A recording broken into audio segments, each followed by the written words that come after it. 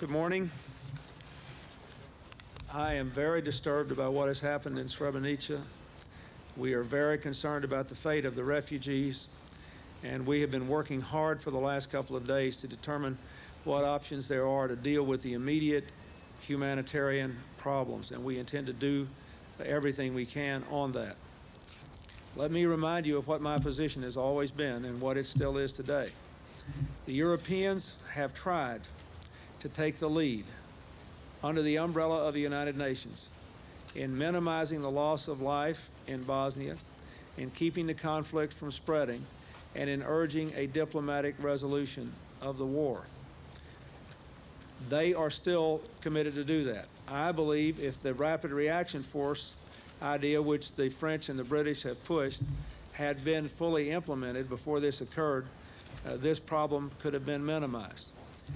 I still do not believe that it is in the interest of the United States to collapse and force the Europeans out of their willingness to put ground troops on the ground in Bosnia to try to minimize the loss of life and limit the spread.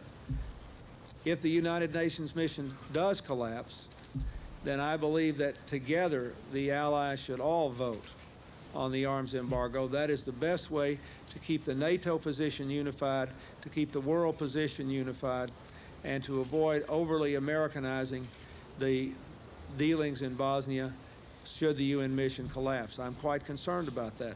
The Europeans have been willing to try to solve what is clearly the toughest problem they face on their own continent in the aftermath of the Cold War. I have tried to be supportive of that. There are serious problems now with this. Unless we can restore the integrity of the UN mission, obviously its days will be numbered. But let's not forget that it has accomplished a dramatic reduction in the loss of life since 1992, and the conflict has not spread. This is a serious challenge to the UN mission.